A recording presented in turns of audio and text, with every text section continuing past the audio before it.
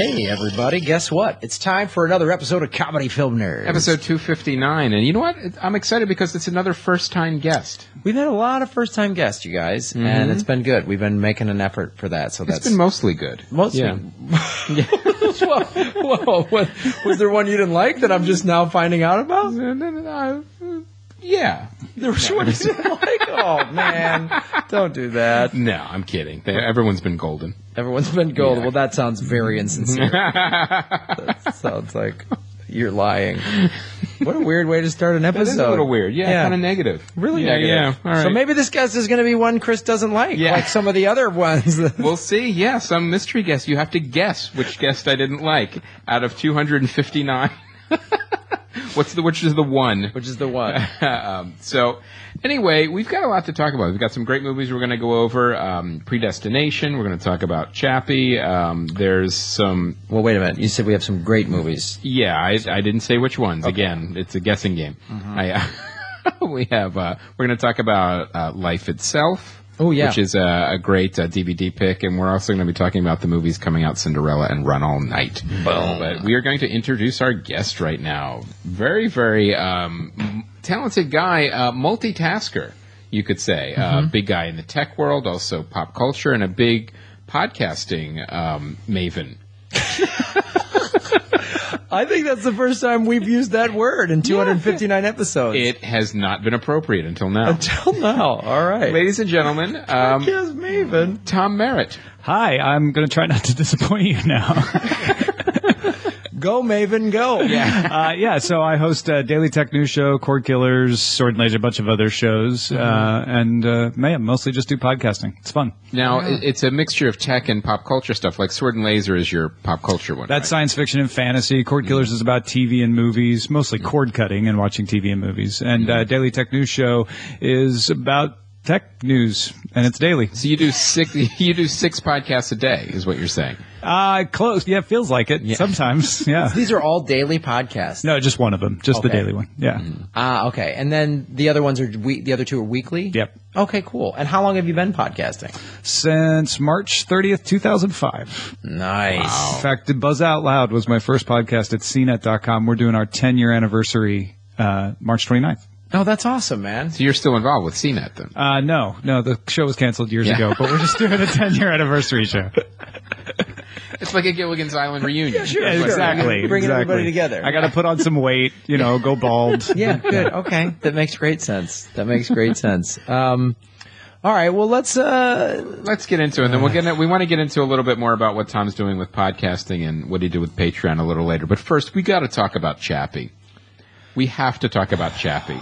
I can't. Are you a happy Chappie? Oh, shut up! Like that movie was so.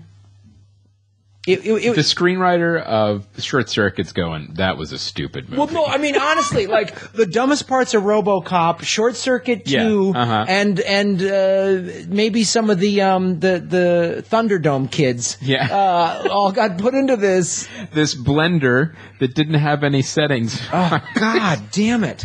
It's funny when you see a mashup, but it's like you're supposed to take the best parts when you're cutting pieces together of a science fiction film. They actually took the worst parts. Okay. Even like the giant robot, it had the same design as the one in RoboCop. They took the same. Yeah, they just basically took that. They dusted off that robot and said gave it to Hugh Jackman. And it's the same storyline. Exactly. It's the same fucking story. So let's start a little more broadly. You and I both fans of Neil Blomkamp. Loved District 9. Yes. I thought Elysium was not so good. Not as good. I gave him a pass. I gave Elysium a pass because Sure. I was like, Elysium reeked of like big studios grabbing a talented filmmaker, telling him, oh, you got to put this and this in there. Right. But as it turns out from movie 3, that may not have been the case. First, I'm going to talk about actually what I was impressed with this film. Now, Neil Blomkamp has a visual arts background, and the movie's visual effects are absolutely fantastic. I think the visual effects were amazing, and I think the visual effects in all his films are amazing because of the vision he has with them. You really feel like it's like a hard science fiction, like just barely into the future. Everything is almost like hardware junk based. Like some of it's kind of thrown together. It looks like new technology, but it's also the way with his visual effects, he layers everything. You believe that these things are in the scenes with the actors, like in a way that some sloppy visual effects are, oh, well, that's clearly green screen. That's clearly, a robot that's not there. But with his visual effects, it's seamless. It's absolutely fantastic visually. Where I think his last two movies have fallen apart has been on the page. I mean, clearly this was a horrible script and a horrible script problem. And you look at, too, was it ego? Was it not any control? Like, what happened to make this script go so far off the rails? Especially when you have, like, scenes that make absolutely no sense. Like, I'm going to give you an example of when Chappie is first, quote, comes alive. He is this is not a spoiler, he is basically a child. So he has to learn everything. He doesn't even know language. Now, technically, as a robot, he's supposed to learn very quickly. In the next scene, after he's being a child and doesn't understand anything, maybe a couple scenes later, maybe not the next scene, he's networking PlayStation 4s together to be able to transfer consciousness from people and robots. That's kind of a leap. He's a quick learner. Yeah, he's a quick learner. Yeah. That's a quick learner. And also, he's using PS4s, so that's even better. There's so many things wrong with this film, but I will say the visual effects are not one of them. And when the movie starts, this is another movie that was great out of the gate. Yeah. It starts, you see the effects, you see this world that's created, you see this crime-ridden city of Johannesburg that, you don't have to put every movie in Johannesburg. There's the world you could actually use.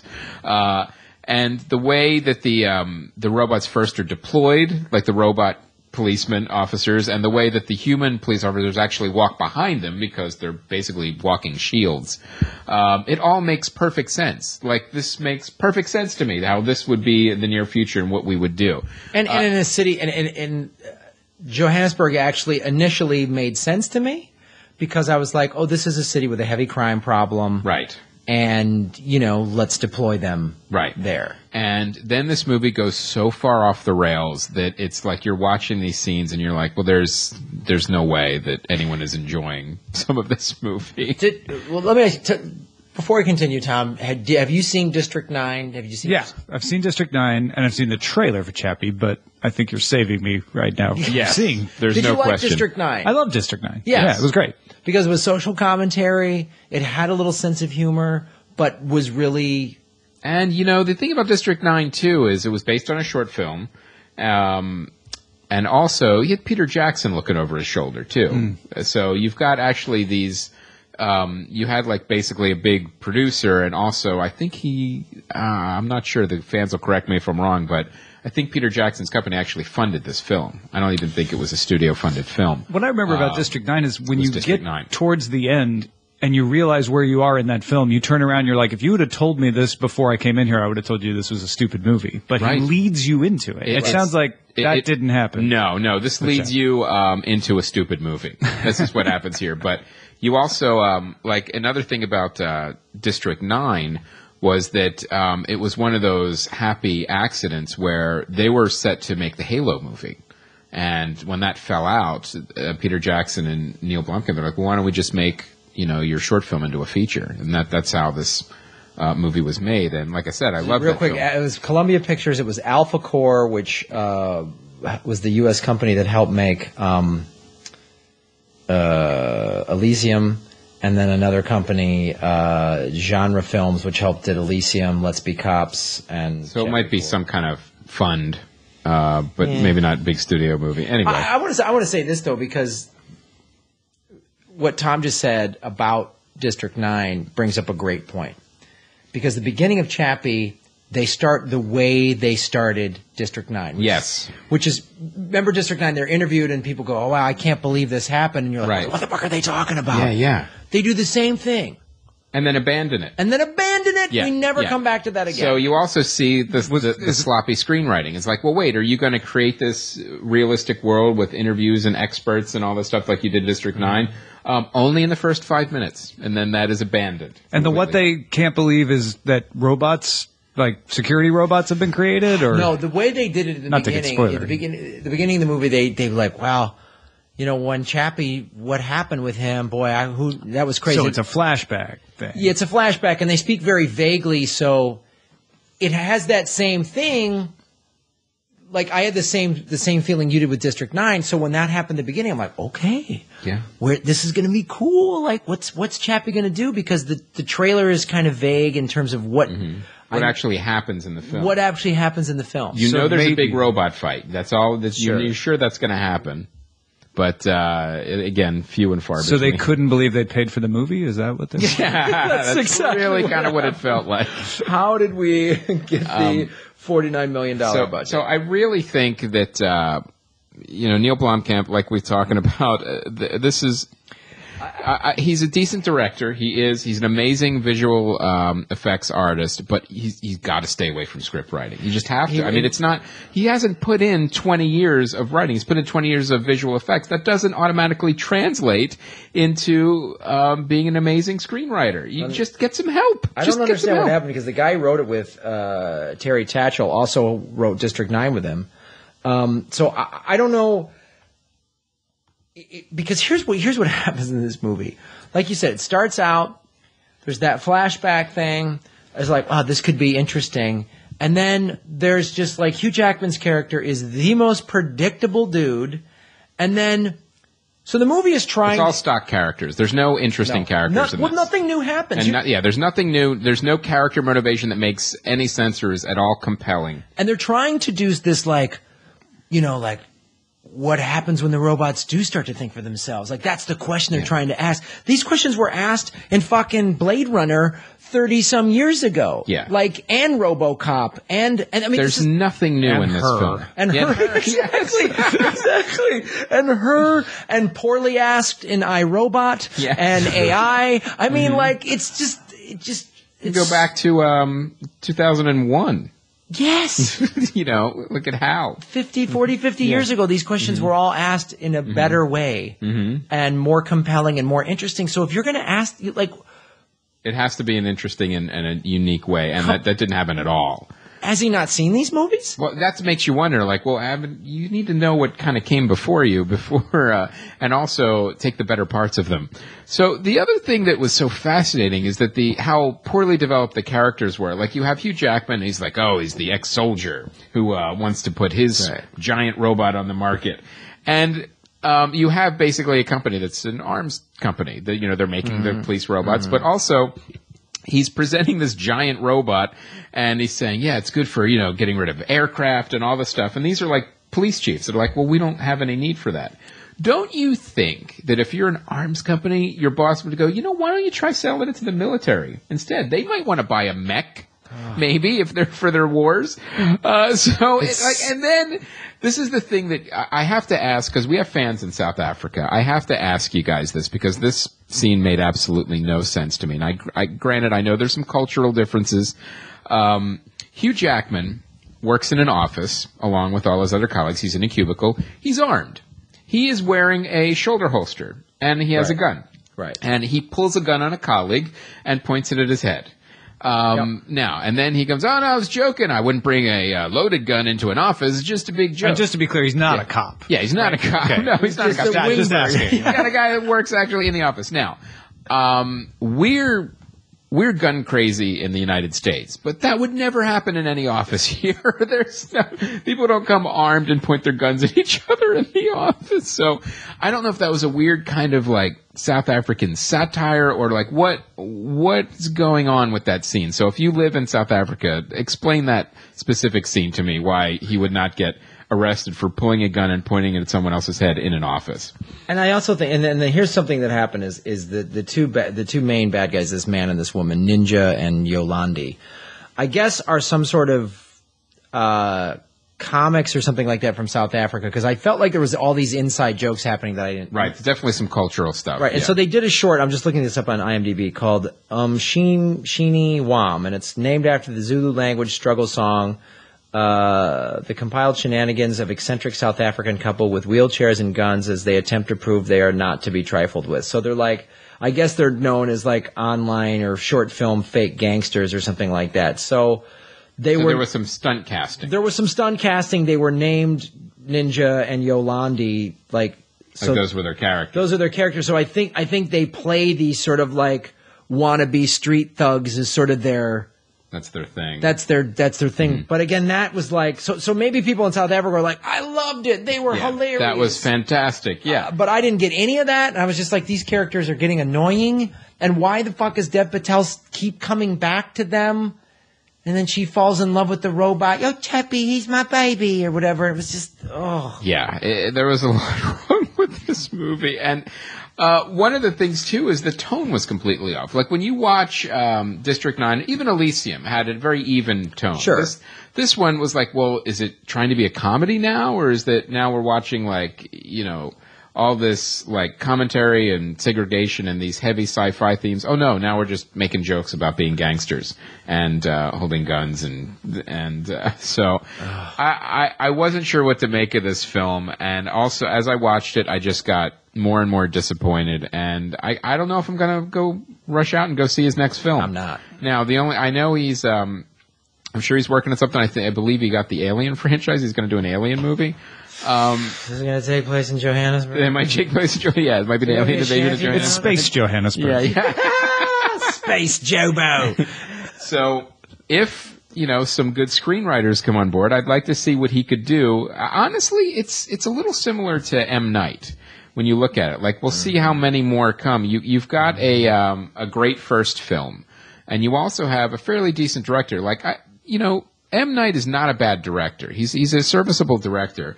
It's the writing. It's all in the writing. And I really think that, you know, he's got a good movie in him, but he's got to release some of the control and let some screenwriters take over. Because he's written all three of his movies, and either written or co-wrote written his three films. Bring somebody else on board. Take care of the directing and the visual effects. And the untitled Neil Blomkamp Alien Project. Yeah, so who knows what's going on in there. And the writers are Neil Blomkamp, Dan O'Bannon, and one other person. For now, that will change, you know, as it goes into Chappie just ate it in the box office. Yeah, but that was not to be that was not unexpected. I really didn't expect people to go to see this film. I was one of the few people who saw the trailer and went, "This could be good." You were like, "No, I don't think so."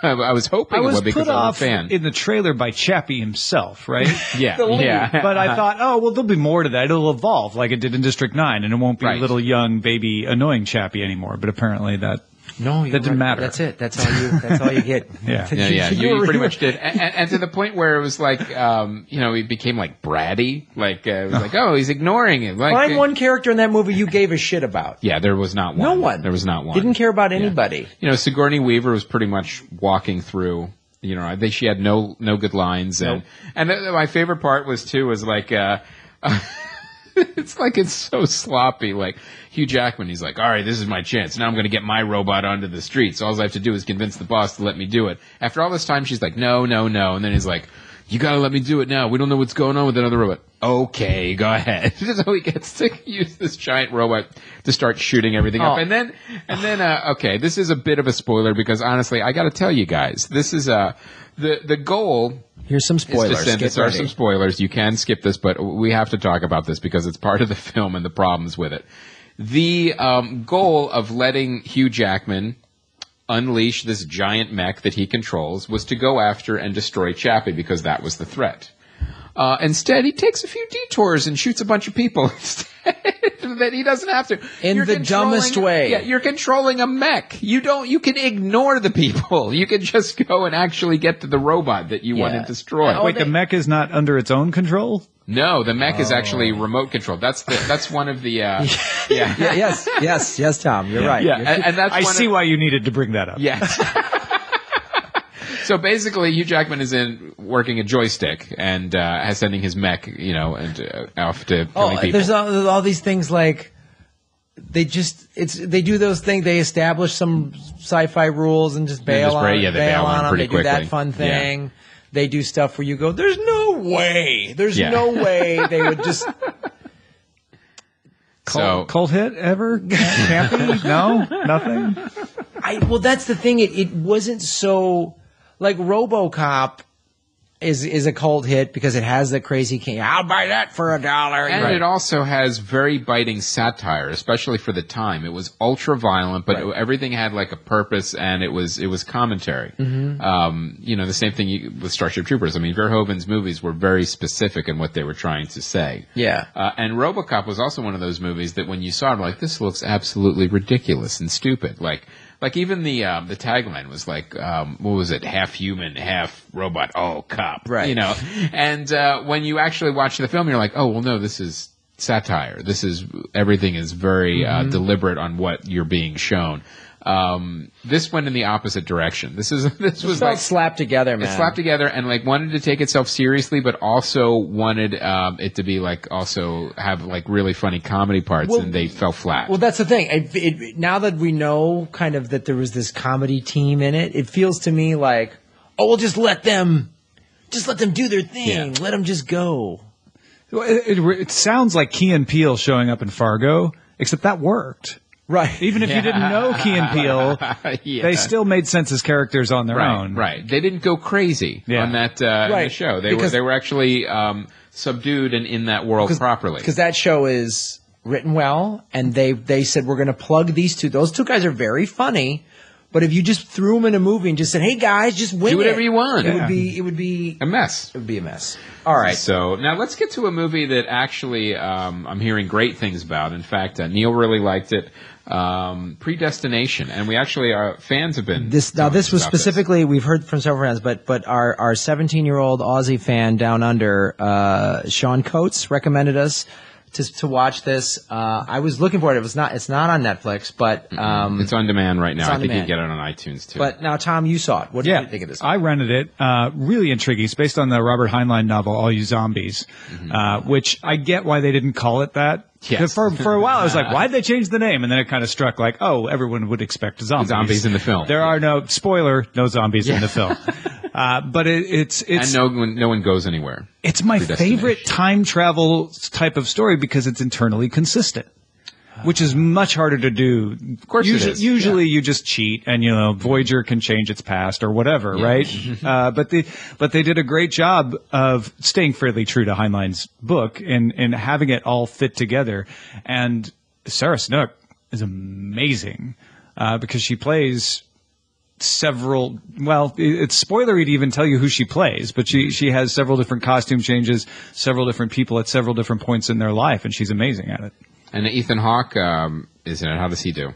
Ethan Hawke, it's funny, just saw Boyhood right before I saw Predestination, and it was kind of hard not to see him being Ethan Hawke in it sometimes. But he's serviceable. Like, he doesn't distract from it for me. Now, what's the basic premise of the film? Basic premise of the film is that at the beginning, a sort of a time cop, I can't remember what they call it, is going back. Temporal agent? Temporal agent, is that it? Thank you. Is going back to investigate something because it's their job to preserve the timeline. And he starts looking into this woman's past particularly, and you don't know exactly why. And then events you start to come out of sequence, and you start to see these different stories and 3 different timelines start to intertwine. And I'm trying not to. Sure.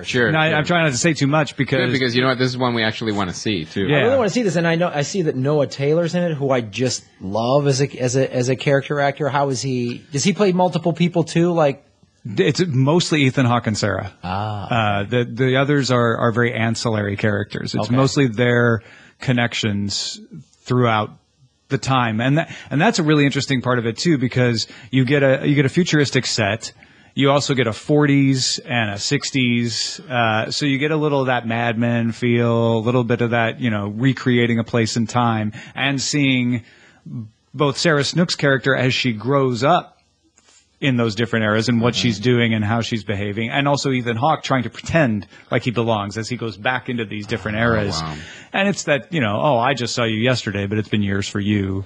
Is it that thing now, again, without getting into any spoilers, is it that thing, because I love time travel movies, but where is it more about the time travel theories and what is it, like the big what if questions, or is it really just about their relationship, or? Well, both. And those two questions are tied directly to each other, which is, how can I affect the past? Can I change the past? Because now I'm getting to know you and understanding your backstory.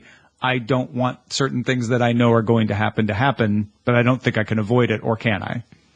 Well, that's awesome. Yeah, and it's also the directors, the Spierig brothers, who did Daywalkers. Oh, yeah. Mm-hmm. I didn't realize. I didn't put that together. That's yeah. It's the style of Daybreakers. Sorry, the style of they weren't walking; they were breaking. They were breakdancing. Yeah, they were trying to make it less violent. They're just walking. It's okay, Mom. But the style of the shooting of the film is really noirish and appropriate to those time periods that they're visiting, and it's very much got a detective novel. A lot of guys in fedoras and stuff like that.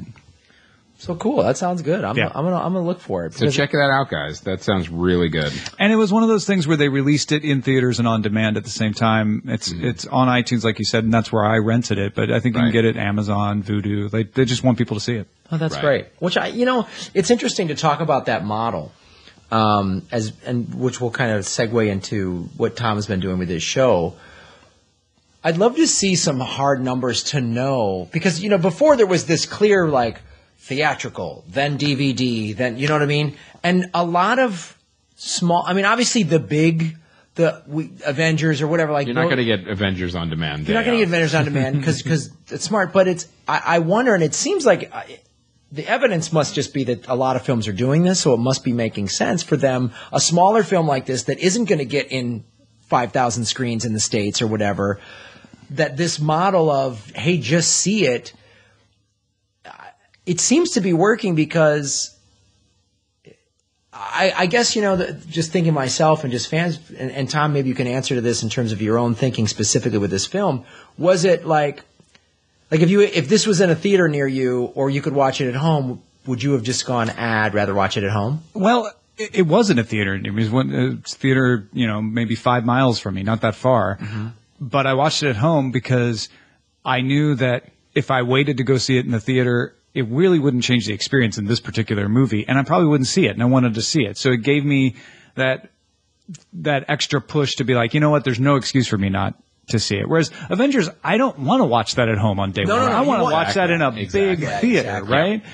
So small films like this are taking a cue from what independent musicians, I think, have learned, which is, if you don't have the name recognition, it's better to just make it available as many places as possible. And that's a great point, too. A movie like this is a movie like, you know what, I can get a good experience with this film at home. I don't have to seek out an art house theater that's difficult to find. I may not have the time I want. Like some of our art house theaters, you'll find a movie you want, there'll be one showing.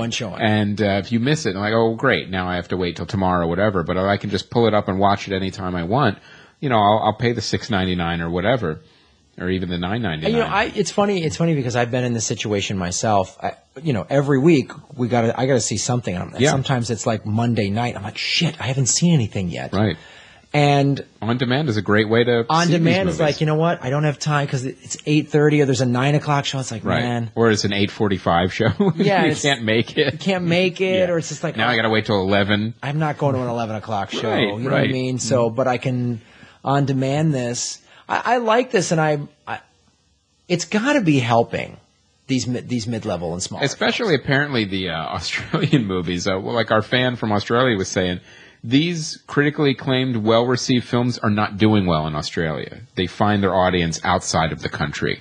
They said this movie, the Babadook, the Rover, they said they all have done better outside of Australia, which is really interesting. Now, Babadook is another one that people are saying is really good, but it looks a little frightening. So I don't know if I'll actually see it. Well, let's get into now. Speaking of unique and new business models. Yeah. Tom, let's get into... Yeah, let's bore everyone with business models. Sorry, just kidding. Well, let's crunch the numbers. But go into a little more detail, specifically what you've been doing with your podcast, how basically you're making your living as a podcaster. Yeah. So like I said, I started podcasting in 2005 and I finished today. No, I started at CNET when I was working there, and I got the bug. What was CNET? CNET is this website They used to have websites. You could see them on your phone still. And CNET is a product review website. It does all kinds of tech news and product reviews. And so we started doing podcasting video games when too, the right? rage started. Yeah, GameSpot is part of CNET, and they do video game reviews. In fact, TV.com is part of that. They have some film reviews on TV.com, oddly. But they do. Anyway, so I started doing podcasting there, and after a few years of doing that, I just wanted to do podcasts, and so I left and joined Leo Laporte's Twit outfit, which is all podcasts. That's all he does. I worked there for a few years, and then left there at the end of 2013 and went entirely independent. So now I'm just doing my own podcasts, and when I left, I was looking at lots of different business models. I was talking to advertising networks. I was talking about paid promotion and all of this sort of thing. And Patreon had just launched the summer before. My friend Brian Brushwood, for our show Cord Killers, said, well, let's try just fan funding it and see what happens. Right. Go specifically to anyone out there listening who doesn't know what Patreon is. Tell exactly what it is. Patreon.com is sort of like Kickstarter, but instead of having an end date, you subscribe to model. Per month or per unit. So it was started by musicians with the idea of like, I'll make a song, you pay me. And so it's a patronage model. Oh, I see. So they're just a subscription for content. Yeah. And so what we did with Cord Killers was every episode we put out, you give us $1. That's what we asked for. If you like it. If you don't like it, you don't have to give us anything. And we raised plenty of money to continue to do that show. So about a month into doing Daily Tech News Show, I decided to try that for Daily Tech News Show as well. But because it was daily, I felt like it was too much to ask. Even if you say, like, just give me 5 cents a show, like trying to process in that and having people wrap their heads around daily. So I changed it to a monthly thing. And I said, give me $1 a month, which is 5 cents a show. And that took off too. And it's been growing ever since. And people can give more if they want, obviously. They can, yeah. And I do a few perks for people, just like Kickstarter, giving you inside information or tips on things and hangouts and stuff like that. Oh, cool. And then, do you help fix their laptop? Is that one of the tiers? No, that's going to need a much higher tier. That's a Patreon all its own. So then, you basically then are just in office, like you have an office space, and you're doing this every day, pretty much doing the daily? Yeah. I have a studio downstairs in my house, and go down there and do usually like 2 shows a day, the Daily Tech News Show, and then one of the others. Ah, cool. And we're going to be on one of them next week. We are? Mm-hmm. I'm in. Yeah. Yeah, I do a show called Current Geek with Scott Johnson where we just talk about pop culture and geeky stuff. Usually it has a little bit of film, a little bit of comics, a little bit of tech. Great. No, I saw the email. You sent me email. Yeah. That's right. I'm an idiot. I forget everything. Well, Chris is going to be on. Chris, you should join us. You should join us. You're more than welcome. What is a podcast? Tell me what that is. So now this Patreon model too, we've been, they're a supporter of the podcast festival this year too, and we're happy to have them on board. The way it works too, like let's say you take a break from content for there's I'm going to take a month off. How does Patreon work? Do they get the month off from paying, or does it when you drop content they get charged, or is it monthly regardless? Yeah, when you do it by time, it's a little trickier because you as the content owner have to say, okay, I'm not going to charge you because I took the month off. I haven't done that. I don't plan to do that, but you'd have to. When you do the pay per item model, you only get charged if an item comes out. I see. And the other side of it that's cool, if you're like, well, wait a minute, I'll pay for 3 or 4 a month, but if you just go crazy and do 10 episodes in a month, I don't want to pay for that. Patreon provides a way for you to put a max. Oh, I see. Say, okay, I'll back your show every week, but only 4 a month.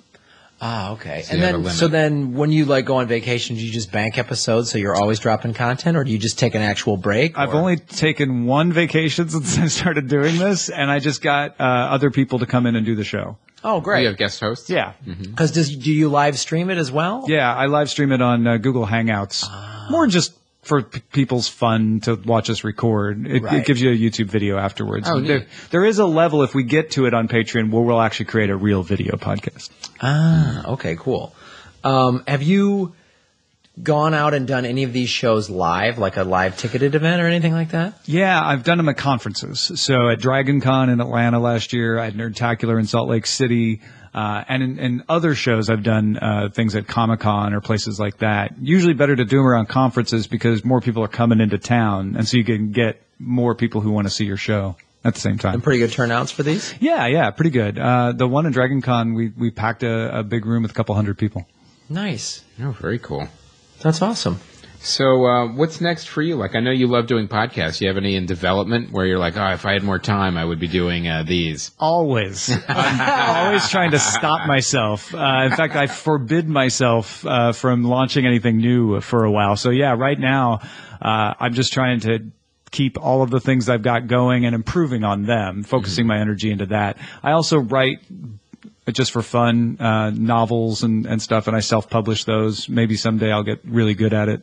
But you know, name one of your novels. I just put out one called Citadel 32. Mm-hmm. It's about a moon base that got cut off from the Earth after the Earth had a apocalyptic scenario, and there is a second perspective on Earth that's the post-apocalyptic Earth recovering and investigating these legends of people being on the moon. And how does Patreon fit into the story? That one doesn't. Yeah, it's not yet. That'll be next. Basically, what I do is I write a novel during National Novel Writing Month every year, and then I polish it up over the course of the next year or two. And I have a friend who's an editor who helps me out. When is National? It's in November. Mm-hmm. Yeah. People literally they try to write a novel in 1 month. Wow. Yeah, you write I can't remember exactly. It's 1,600 words a day or something like that for a month. It's crazy. Yeah, it's insane. The idea is to try to get 50,000 words down in a month. Wow. Yeah, that's ridiculous. Yeah, it sounds worse than it is. But I bet you if you get in the rhythm, right. Yeah. Mm-hmm. In fact, there's a curve to it, and the guys who run that National Novel Writing Month know, okay, we know you're going through the I need to quit phase right now, and we know you're on the high phase right now. Like they've been doing it so long. Right, you'll get in a groove, and then you'll just start banging out. You'll hit 2,000-3,000 words in one day. Yeah. The key is not to quit when you hit the down phase. Right. Well, that's cool.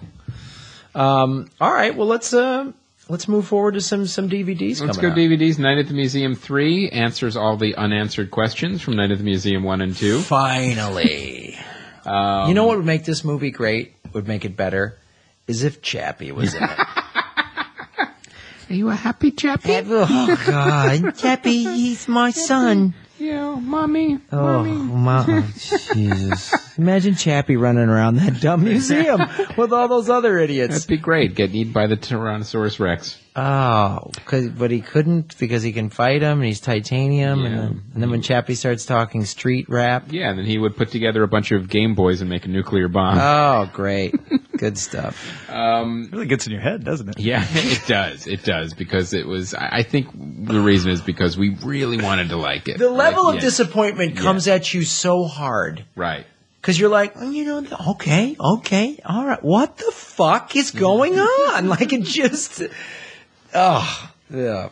So next movie is Listen Up, Philip. This is one of those movies that was an indie movie that was out a long time ago, and I'm surprised it's taken this long to get to DVD. It is not a good film.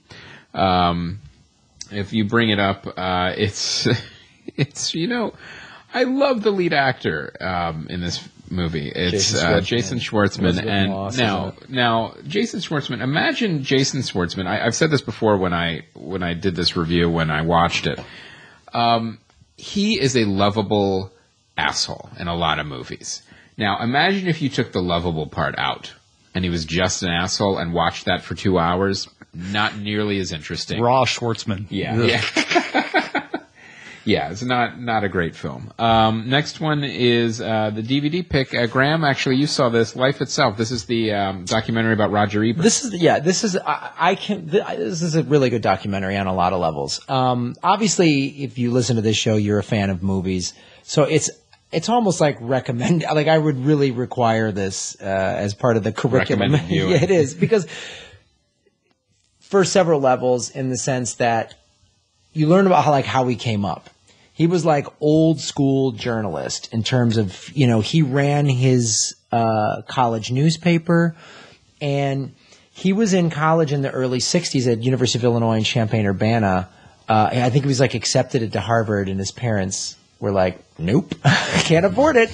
You're going to U of I, baby. So it was risky business before risky business. It was totally risky business. And so it resonated a lot with me personally, just because I grew up in Chicago. Many friends went to University of Illinois. And, you know, they were talking about his early days of, you know, writing story, like when JFK was assassinated. And this is back in the days of printing presses on the college thing. And it's like, you know, the whole building shook. And there was an ad right next to it that had like someone with a musket or something like that. And it was pointing right at the photo of JFK. And he said, we got to stop this. And they're like, no, son, it's too late. He goes, believe me, get this stopped right now. And they did it. And there's interviews with, you know, his friends who were like, you know, we're 20 years old and we're watching one of our contemporaries tell these adults, shut it the fuck down, you know, and so he became this sort of legend in college. And then going in the whole history again, it's great history in terms of the city of Chicago and Chicago newspaper politics. You know, he came up at the Chicago Sun-Times and they made him, okay, you're writing the movie reviews.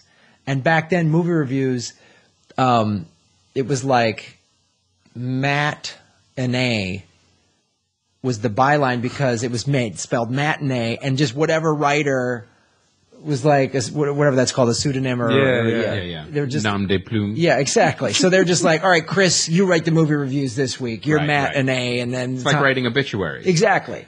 So he was the first one to become like an actual movie reviewer. Actual film critic with the Chicago Sun-Times. And it was funny to talk about in the early days, they'd all go out drinking, and you know, the Old Town Ale House is one of the bars he drank at, which I have been to. I was there when I was headlining Zanies.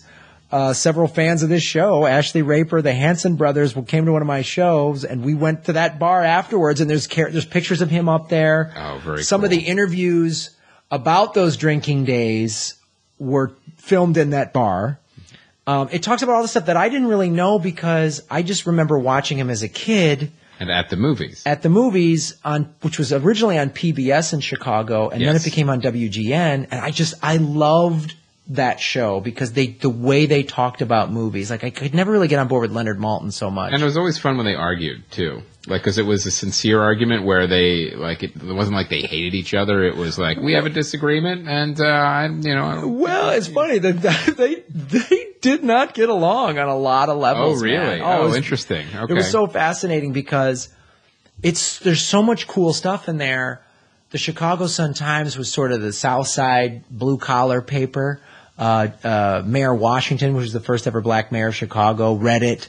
And the Tribune was viewed as the sort of snobby North Shore. So, it's for Cubs fans. For Cubs fans. It's for Cubs fans, exactly. I'm a Cubs fan. I read the Trib, and I grew up on the North Shore. But like there is that line in the city, and it's like the South Side reads the Sun-Times, and they go to the White Sox fans, and everybody comes together for the Bears, and you know what I mean? And everyone enjoys the parks. And everybody enjoys the parks. So there was that whole thing, and so like literally Gene Siskel came from the Tribune. So there was already this like the rivalry. Okay, I didn't know that. That's great. It was so fascinating. I want to see this movie even more now. There's so much interesting stuff to it. The only thing that's a little difficult to watch, just because they're showing footage of when he was still alive, when he had to have his jaw removed, and that's like a little jarring. Yeah, Johnny Joke Machine. Yeah, it is. It is a little hard to watch, but it's compelling in the sense that he lost his voice, and he's just like, I'm going to keep typing, and you see how strong his wife is. You know, they met in AA. And all this stuff about him, I never knew. Does it go into his activism too, like his political activism? It goes into all that. How when he lost his voice and couldn't review movies anymore, he was like, "I'm going to be on the laptop all day, every day," and he embraced Twitter and was like, when it was nearing the end of his life, I was like, I don't give a shit. I'm going to say what I want to say. And so it really got into a lot of that. It got into. It's a really compelling documentary, and it also was kind of cool about Chicago because it talks about when he won the Pulitzer Prize. I didn't know he won the fucking Pulitzer Prize for writing movie reviews. Yeah. And they're like, is he the only one? I don't know. There's not many. All right, fans. I think he was Twitter. Tweet us. Was Roger Ebert the only one to win a Pulitzer Prize for a movie review? I definitely think he was the first. First, okay. But if there's more fans, let us know. But there's stuff, like the New York Times, came to him, like Ben Bradley, all these people, and he's like, here's what he said. He goes, I don't want to learn new streets. It's so Chicago. It really is. Come on, So it's a really compelling movie, and his love of film and all that stuff. I cannot recommend this film enough. Oh, great! If you're a film fan, you're going to absolutely love it. So if you're listening to this show, you have to see this film. You have to see this. I'm going to watch it now. And if you grew up watching him, then it's going to make your opinion of him and that show and what that show was and what him and Gene Siskel were doing and trying to do was so cool because they loved movies. Mm-hmm. And they talk about him doing Beyond the Valley of the Dolls. It's fucking awesome, man. It's worth seeing. So check it out. Life Itself. And premiering this week, Cinderella. Now, obviously, Disney has kind of ridden this cash machine now, as far as reviving live-action versions of their animated classics. Cinderella, you've got Maleficent, little different takes. You even have Johnny Depp's Tim Burton's Alice in Wonderland with the Sad Hatter, Johnny Depp. The Sad Hatter. So I think what they are doing is they're looking at ways to repackage these films. And I'm sure after this, what was it? After this, there will be more because they're making money. They're doing well, and they hit that family-friendly sweet spot. But they realized, well, we can actually make live-action versions of all these animated movies we made. You have a live-action Jungle Book movie coming soon, and you have a lot of these actually. Yeah, they're on the way. They're being made now. I don't know if they're going to redo some of the live-action ones. Like you remember the Disney, like Treasure Island, Swiss Family Robinson, Herbie, all of those. I will say there is one Herbie movie that's really hard to find. You have to see. It's one that they did a couple years ago, and it has a bunch of comedians in it. It has Bruce Campbell, Dana Gould, and Jeff Garlin is in it at the end.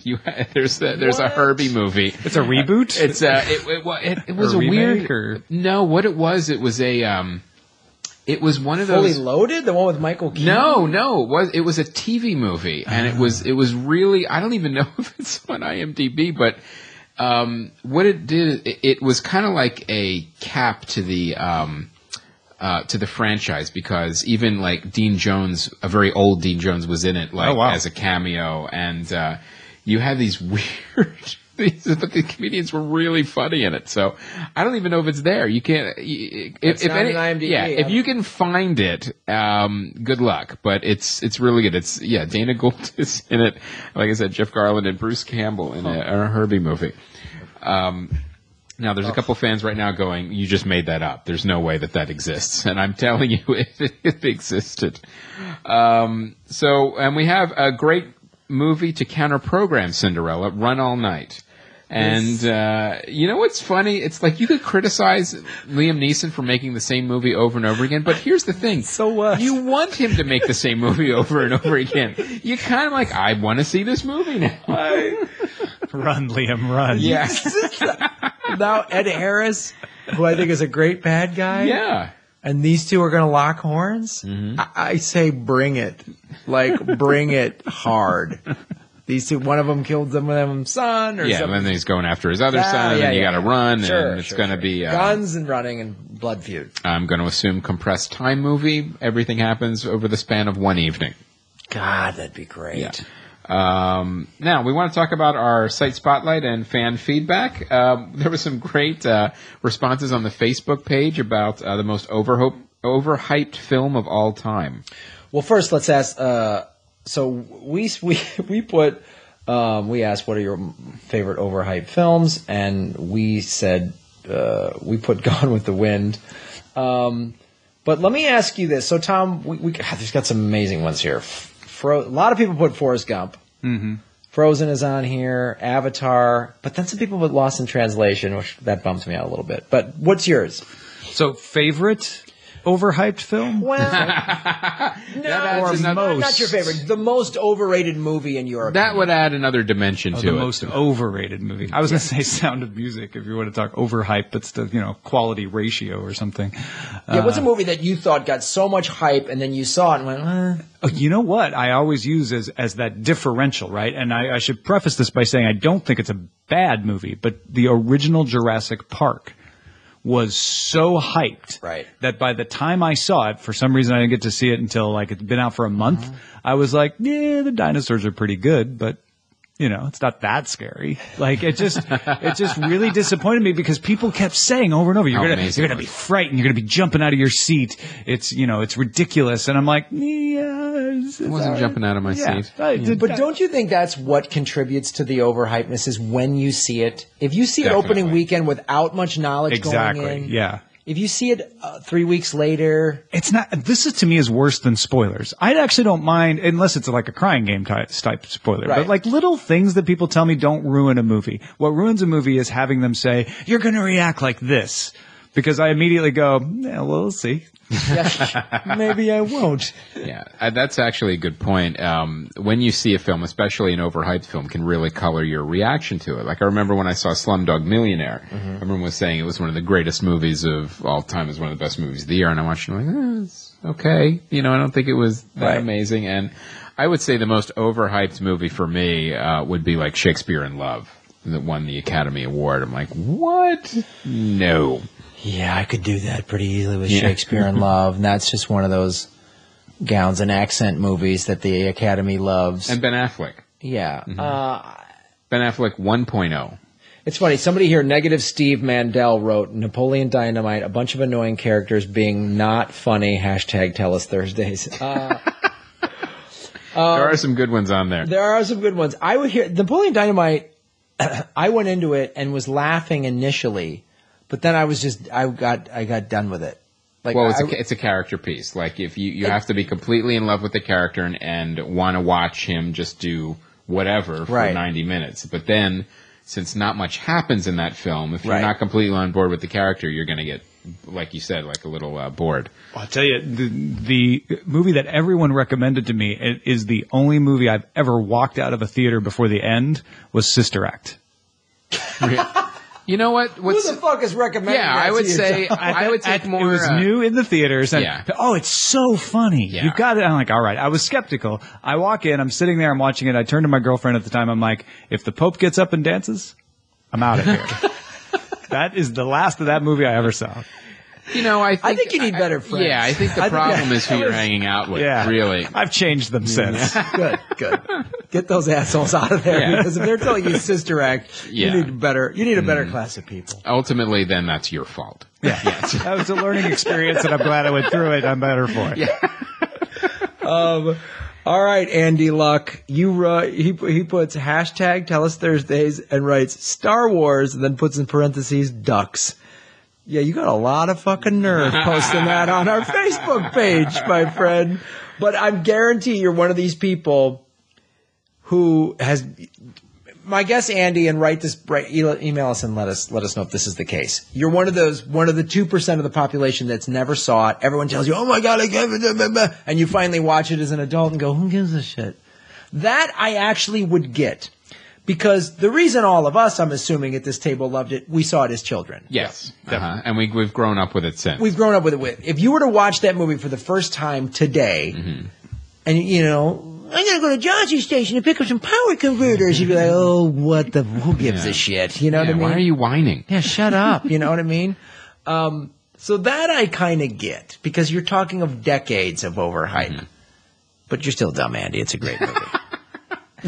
And also I want to mention Neil's review of What We Do in the Shadows. This is the comedic vampire movie from one of the Flight of the Conchords guys, but it's a reality show crew actually goes and interviews vampires living in a house, and Neil really liked it. I've heard great things about it. I haven't seen it yet, but you definitely want to check it out. The thing that I love about movies like this is just when you think like a genre is played out and there's nothing new you can do with it, literally vampires and reality show parodies. It's literally like those are the two things. Like I'm tired of both of those things, but they can do both in a compelling way.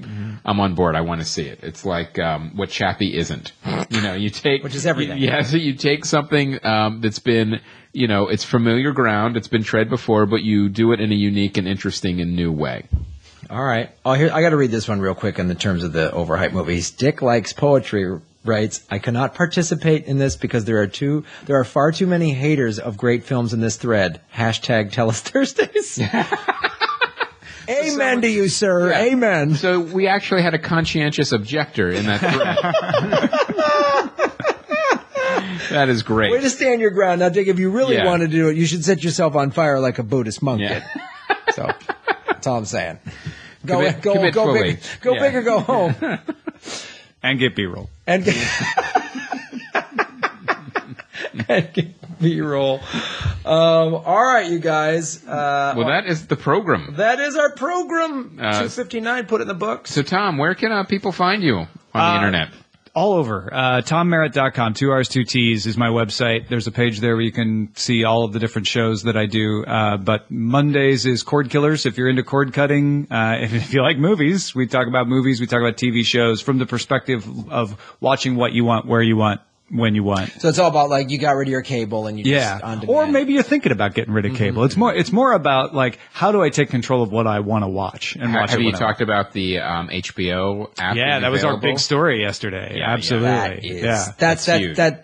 That's the domino right That there. and Sling TV, you can cobble together a pretty good cable replacement. And the best part, this is what we love about it, is you can pick and choose. Maybe you're like, I don't care about live sports, so don't get Sling TV. Just get HBO Now, Netflix, and Hulu. So that's what Slingbox is mainly for live sports, right? Sling TV, it's not Slingbox, which is confusing. It's Sling TV, but it's got live sports and then like the home and garden food cooking set. Because some people like to have that on just in the background. How does that work? Because I cut my cable like 5 years ago. And I loved it. Mm-hmm. And I just was like, all right. But then they kept upping, those fuckbags at Time Warner kept upping my internet price to force me into a package. Right. And then I went, well, I'm not getting your package. They're basically paying you to have cable, right? Is that what you're saying? Yeah, basically because internet was just $40 a month, and then they moved to 45, and then they got up to 60, and then they're like, "But for 69, you can get a phone that you're never going to use and a bunch of channels you're never going to watch." Sounds great. So I just said that with them, and I went to Verizon to get Fios. So I said, "All right, I'll get a little slightly higher speed." But again, it's all these channels. They gave me free HBO for a couple months, so I just DVR'd. Batman Everything. Begins. Over and over again. So I guess I filled it up. Yeah, I guess that's okay. Like I'm DVRing some shows I want to watch. But I'm like, I don't fucking... But apps and just pulling up the episodes you want is so much easier and better. You don't have to maintain anything. You don't have to worry about a broken season pass on your DVR and stuff like that. And then sometimes the DVRs, this happened to us last night, it stops working. It won't record a show. Yeah. Like we almost missed Walking Dead because... my power went out. The DVR just decided, I'm not going to record it tonight. Yeah, my power went out when I was on the road, and I missed a couple episodes of Justified. Mm-hmm. So how do I do the Sling thing? Sling TV, you go to sling.tv, I think it's sling.tv or slingtv.com, and you give them $20 a month. And then you watch it on whatever you want. You can get it on your laptop, you get it on your phone, you get it on a Roku device, like Amazon TV. Fire TV. It's not on Apple TV yet. It's coming to Xbox. I don't know if it's coming to PlayStation. You know what I'm thinking? Because honestly, we could get a lot of tech questions answered right now. I think we should take advantage. Let's say can I just pay for ESPN, like a monthly service just for ESPN, and get it on my Apple TV? Yeah, you can pay for Sling TV, which gives you access to watch ESPN, which has an app on the Apple TV. How do I get rid of spam? You just stop using email. No one uses email anymore. No, I actually use webmail for that. Get rid of spam. See, I'm like, I have an answer. I know you were joking. I can't stop myself. No, I actually wanted to hear the answer. Yeah.